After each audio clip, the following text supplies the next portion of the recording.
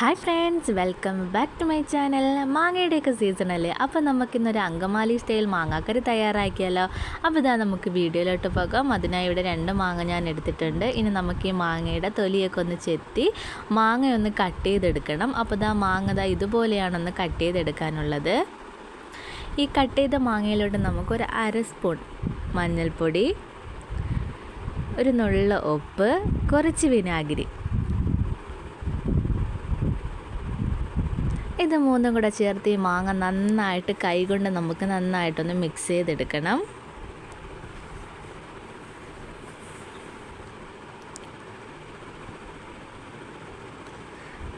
ഇനി നമുക്കിതങ്ങ് മാറ്റി വയ്ക്കാം. അതിനുശേഷം ഒരു മൺചട്ടി എടുക്കുന്നുണ്ട്. മൺചട്ടിയിലാണ് നമ്മളിന്ന് മാങ്ങാക്കറി തയ്യാറാക്കുന്നത്. മൺചട്ടി എടുത്ത ശേഷം അതിലേക്ക് നമുക്ക് നീളത്തിലൊന്ന് അരിഞ്ഞെടുത്ത സവാള ചേർത്ത് കൊടുക്കാം. ഒരു ചെറിയ സവാളയാണ് എടുത്തിരിക്കുന്നത്. ഇനി അതിലേക്ക് ചേർത്ത് കൊടുക്കുന്നത് ഇഞ്ചിയാണ്. ഇഞ്ചിയും അതുപോലെ തന്നെ നീളത്തിലൊന്ന് കട്ട് ചെയ്തെടുത്തതാണ്.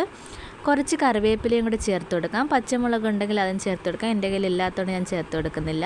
പിന്നെ നമ്മൾ അതിലേക്ക് പൊടികളായി ചേർത്ത് കൊടുക്കുന്നത് 1 സ്പൂൺ മുളക് പൊടിയും 1.5 സ്പൂൺ മല്ലിപ്പൊടിയുമാണ്.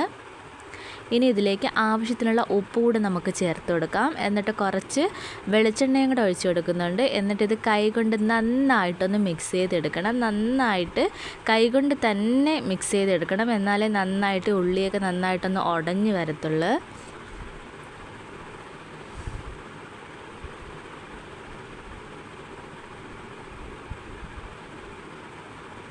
ഇനി നമുക്ക് ഈ മാങ്ങാക്കറിയിൽ വേണ്ടത് തേങ്ങാപ്പാലാണ്. നമ്മൾ 1 മുറി തേങ്ങ എടുത്തിട്ടുണ്ട്. അതിൻ്റെ 1-ാം പാലും അതുപോലെ തന്നെ 2-ാം പാലും നമ്മൾ എടുത്തിട്ടുണ്ട്.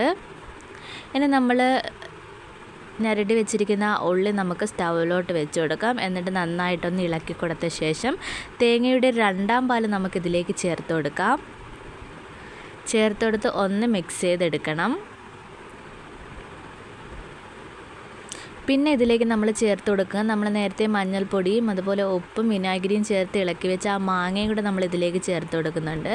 മാങ്ങയുടെയും കൂടി ചേർത്ത് നന്നായിട്ടൊന്ന് ഇളക്കി കൊടുക്കാം. ഇനി നമുക്ക് ഇതൊന്ന് അടച്ച് വെച്ച് ഒന്ന് വേവിച്ചെടുക്കണം. ഇത് നന്നായിട്ടൊന്ന് തിളച്ച് വരണം. അപ്പോൾ നമുക്കിതൊന്ന് അടച്ച് വെച്ച് വേവിച്ചെടുക്കാം.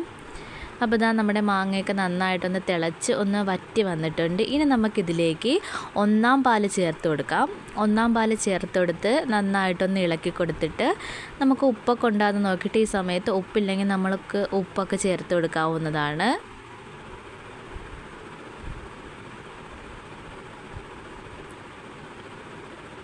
ഇനി നമുക്കതൊരു 10 മിനിറ്റ് ഒന്ന് അടച്ച് വെച്ചൊന്ന് തിളപ്പിച്ചെടുക്കാം. തിളപ്പിച്ചെടുത്ത ശേഷം ഫ്ലെയിം ഓഫ് ചെയ്തിട്ടുണ്ട്.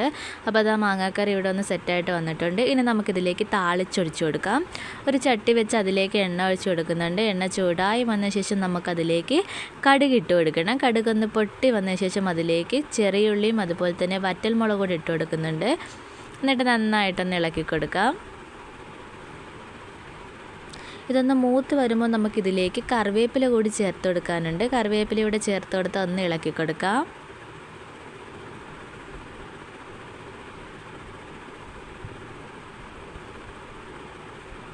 അപ്പോൾ നമ്മൾ താളിപ്പ് നന്നായിട്ടൊന്ന് മൂത്ത് വന്നിട്ടുണ്ട്. ഇനി നമുക്ക് മാങ്ങാക്കറിയിലോട്ട് ഇതങ്ങ് ഒഴിച്ചു കൊടുക്കണം.